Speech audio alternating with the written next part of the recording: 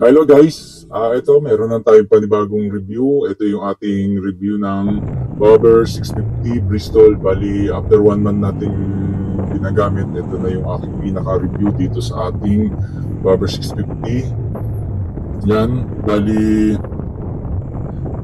bihira natin kasing nagamit to. Then ito na ngayon, pinaka-review ko talaga about dito.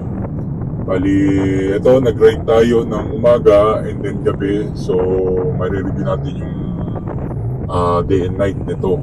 Kung ano yung mga magagandang features at medyo pangit dito sa Bobber 650. Start tayo dito sa ating, ito, habang tayo nagra-ride. Ride comfort, panalong-panalo ang Bristol 650. Talagang pang comfort ride siya and medyo mababa, yung flat-footed naman yung paa mo pag nakilapak mo. And isa pang pinaka gusto ko naman dito sa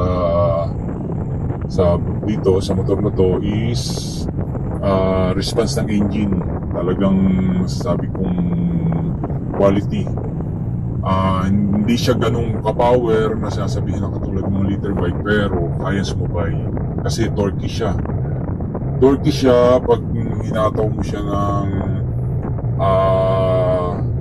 8,000 RPM, 6,000-7,000, talaga ibibigay sa iyo yung attack. Pero kung mga takbong 20 ka lang, yun, tama lang naman yung bibigay sa yung takbo rin niya.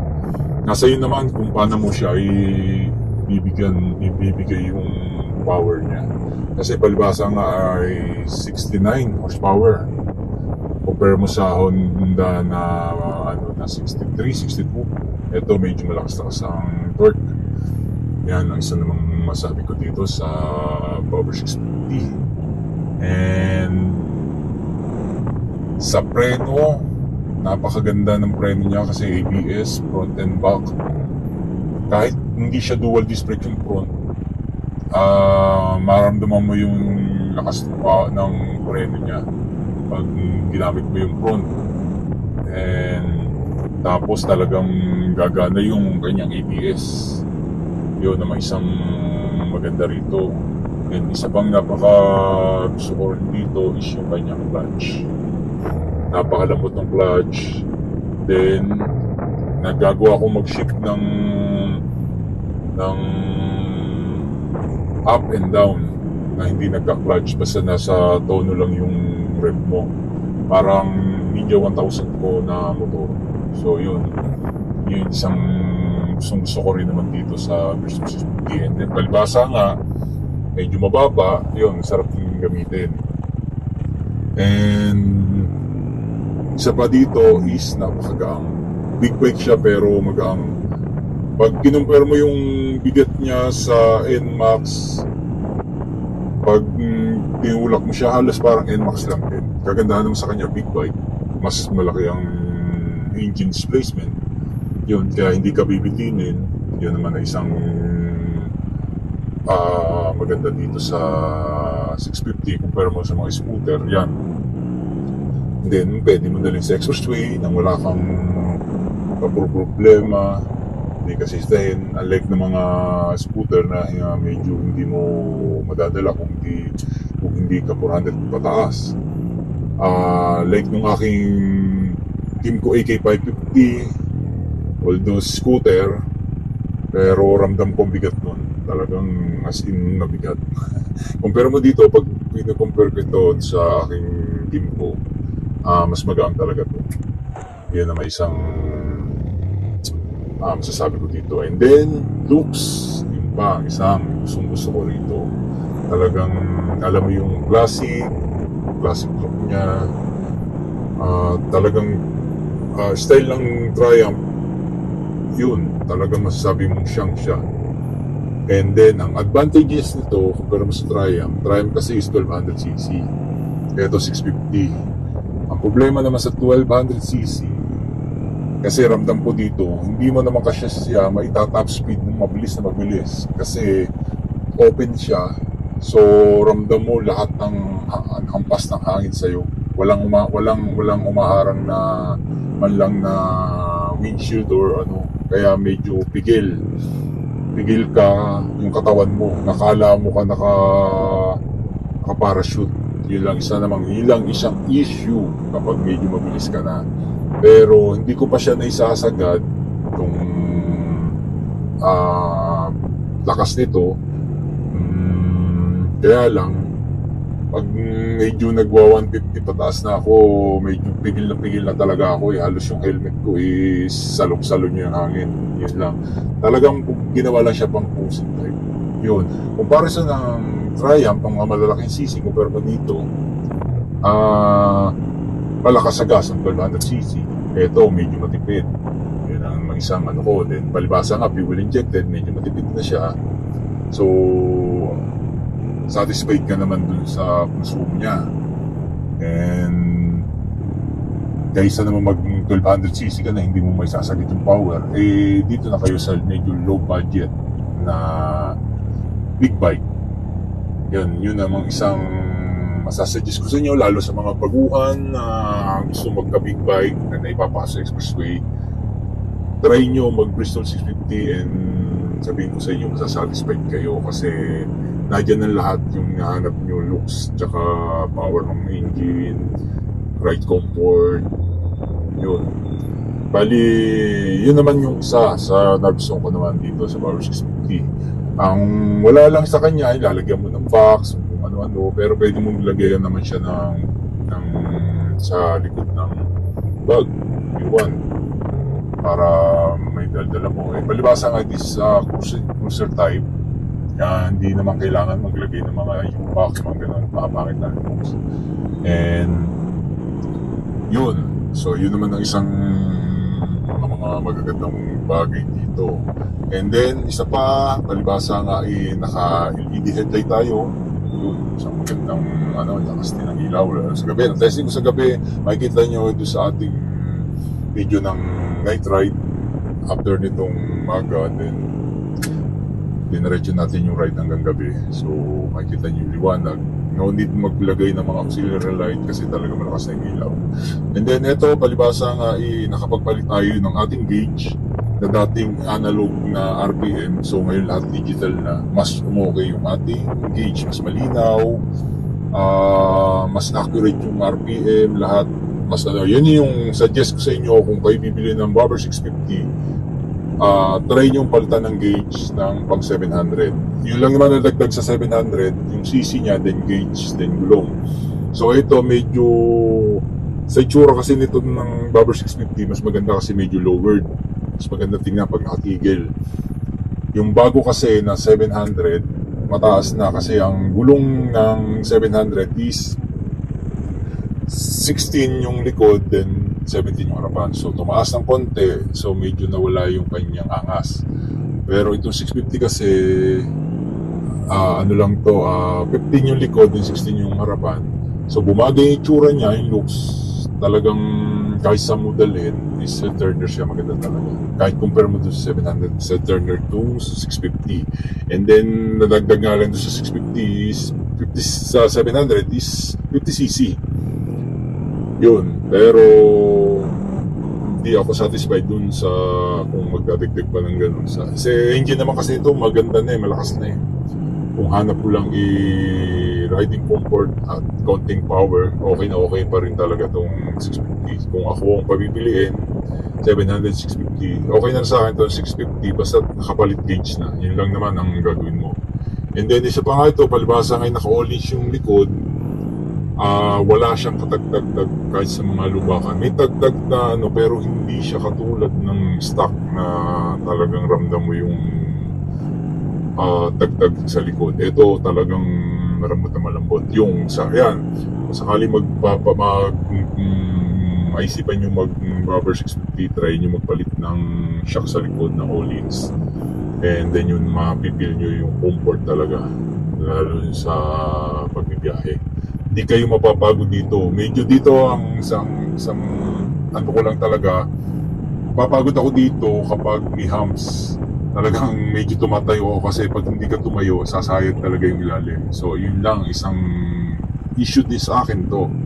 So nabigay ko na yung mga magagandang pictures ng ating Bobber 650. So dito naman tayo sa mga medyo pangit sa kanya.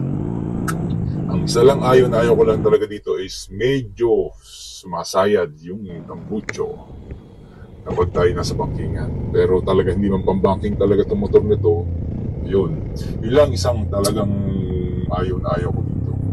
Pero wala, yun talagang design niya medyo lowered. And then iba naman kasi naglo-lower din talaga para lang natural na may sumasayad. Ito talagang mababa na. So yan. So ito guys, ito na yung ride natin ng gabi. Tingnan nyo kung paano kalakas naman yung ilaw niya sa gabi. LED yung ilaw niya. Then wala tayong auxiliary light. Talagang headlight lang. So makikita nyo kung paano kaliwanag yung pag ginamit ko sa gabi. Ako medyo malabo ang mata ko. Hindi ko pwedeng walang salamin. So hindi pwedeng mahina ang ilaw sa akin. Pero ito nung nagamit ko nung gabi is dito ko satisfied na sabi ko ibang headlight at ang lakas. Doon ako nabilib kasi lahat ng motor ko hindi pwedeng wala akong auxiliary light dahil hindi ko makita ang aking asarapan. Pero ito nung ginamit ko nung gabi is sabi ko saktong-sakto yung ilaw niya, hindi nakakasilo masyado, lalo lakas niya pag hinay mo talagang bigay talaga liwanag sobra. Yun. Maya makikita nyo guys yung daan natin na walang kailaw-ilaw tapos tayo lang yun kung paano kalakas. Dito sa video siguro hindi mo makikita ng ganun paano. Pero pag actual talagang sabog na sabog yung ilaw niya talagang kita mo yung Ito ang dinaanan pa natin dito guys is beaten. Bali wala talagang masyadong kailaw-ilaw lalo sa portion ng gitnaan. Pero hindi ako biniting dyan sa headlight. Kasi yung ibang motor ko pag dinaan ko ng gabi dyan talagang pag-uwi ko luha mata ko dahil hirap na hirap ako. Kasi bitin yung aking headlight. Pero itong Bobber 650 nung ginamit ko sabi ko wow. Wala na akong set up. Wala na akong ilalagay. Pero yung stock niya is talagang totally maganda. Yan.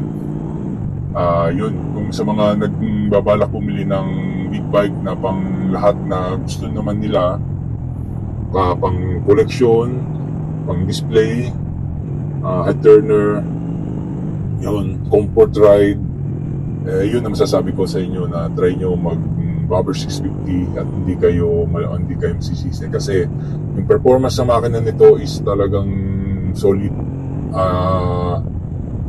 Marami akong motor, meron akong liter bike at may small bike, pero ito na talagang meron din ako 650 na ibang motor, pero itong 650 na to 2 cylinder pero ramdam na ramdam ko yung hatak niya, tsaka hindi siya ganun ka yung pag nag-minor ka is parang piniprend bigla siya, hindi medyo may pagka yung hatak niya. Yun ang isa namang gustong gusto sa kanya. Kaya kahit minsan hindi na ako nagkakambi ng primera, segunda lang, ramdam na ramdam ko yung hindi na akong palit para lang ako naka-scooter. Sa second gear, yun na yung ginagamit kong pang-arangkada. Then yun, swabe. Hindi na ako no need na mag-primera. Kaya parang ako naka-scooter lang. Lalo dyan may mga mahams-hams na hindi na ako nag-first gear. Second gear lang. Yun. Tapos preno, tapos arangkada uli. Walang palit-palit na kami. Yun naman isang sumusuko naman dyan. So ayun guys, tingnan nyo kung anong yan sa gabi itong ating ilaw. Bali ito sa atin muna nakatutok yung ating video. Ayan. Para makita natin yung ating yan yung ating LED na gauge na pinalit ko. Kaya salamat to sa nagsuggest sa akin na mas okay palitan yan. Kasi yung ating nakalagay dyan is metal pa, yung pinaka-bracelet o aluminum na. Kaya maganda na yung bago. Ayan guys, din yung kanong kalinaw yung ating ilaw sa gabi. Ayan. Kaya yung natin dyan, may masasabi kong napakagandang gamitin. Talagang sulit ka kung meron kang Gobber 650. Di ka naman magsisisi kung meron ka nito. Although yun, ang isa lang ano dito is marami kasi mga low baller na binababa yung presyo kasi gusto mag-upgrade na halos kaya ang sabi ng iba bumababa ang value. Pero ako, hindi ko na hinahabol yung value hinahabol ko na lang dito yung performance Yun, ewan ko lang talaga kasi ego ng mga tao palibasa yung mga ibang mayayaman, pag ayaw na nila, benta nila kahit murang-mura na. So anong nangyari, yung ibang mga unit na magaganda, bumababa rin presyo hanggang sa iba, yun na lang ginagayahan ng iba. Kaya sasabihin mong pag nakita mo sa post, ang baba ng presyo, ba't yan to, ganyan. Wala mapapera yung mga yan Wala silang pakialam, basta testing nila o mag-upgrade. Doon tayo talo Doon talo yung iba, anong lekta. Yun. Yun lang naman masasabi ko dyan. Medyo parang di patas. So ayun guys, bali nandito tayo sa medyo kalahati na ng Bilten. Gabing-gabi po yan, yung ating ride na yan. Kita nyo naman ganong kalakas yung ilaw. Basta pag nakakuha nyo naman, nakabili kayo ng Gobber 650, sasuggest ko lang sa inyo, wala naman kayo masyadong papalitan. Yun lang, gauge. Kasi yung analog na gauge niya is medyo madaling masira. Gawa ng magnetic kasi yun. Pag sobrang vibrate nung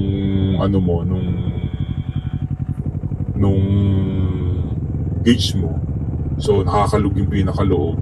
So kumakawang yung gear, kaya medyo nagkakaroon ng issue dun sa RPM ng analog. Yun lang naman yung isang issue dyan. So suggest dyan, papalit ka na lang ng digital. So wala siyang gear, walang yun isa. Yun, after yan, mapalitan ko, yun, swabing-swabe. Wala nang pero yung pinalitan ko yan is napakababa pa rin ng mileage kasi nasa 800 lang yung mileage nitong aking motor. So kapapalit pa lang natin to, tatakbo pa lang nito is nasa 200. Yan. Nung napalitan natin, 200 pa lang na itatakbo natin dyan sa gauge. So wala pa tayo 1,000. Isipin mo, 1,000 kilometer na nairaride pa lang itong motor nito. Ako satisfied na.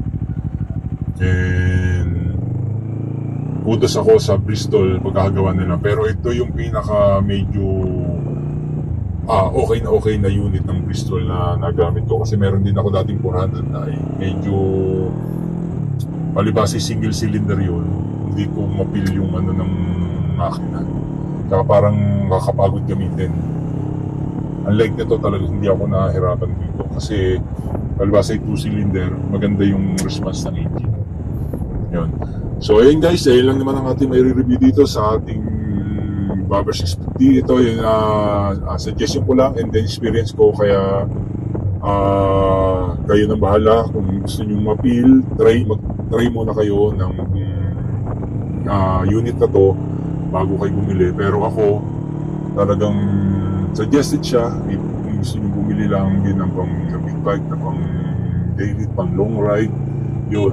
Tsaka isang maganda dito kasi pang long ride, gawa ng liquid cooled. Talagang hindi ka bibitinan sa mga takbuhan. And then may fan. So pag yung automatic na medyo mainit, nag-on na yung fan, automatic na yung fan. Kaya wala siyang overheat na mararanasan ka. Yun. Yun ay isang maganda rin dito. And ano pa ba may sasuggest ko rito? Yun, halos yun lang naman. Yun lang naman yung pinaka the best dito. No need mong mag-upgrade ng kung ano-ano katulad ng iba na lalagyan ng ilaw ng mga kung ano-ano, mga porloloy. Ito talagang kung ano na siya, yun na yun. Kasi classic yung yan. And masasatisfied naman kayo. So yan lang guys ang ating and sa mga hindi pa nakasubscribe, subscribe na kayo sa aking channel para matulungan nyo naman ako sa mga video kong ina-upload, na madami naman ako na-upload, kaya lang wala pa rin talagang masyadong nakakakita. Sana matulungan nyo ako guys na may promote ng aking channel, YouTube channel, and sana hindi masaya yung mga effort kong nagawa. Pero hindi naman ako masyadong mamadali. Siguro darating ang time na mapapansin din naman itong aking channel, and kayo na pong bahala. Ayan, And ride safe. And thank you sa panonood. And sana nag-enjoy kayo sa konti nating review about this ating Bobber 650. And sa mga suggest ko, kung bibili kayo, try nyo muna. And baka sabihin nyo na panalo na ang 69 TV Vlogger. And yun, thank you again.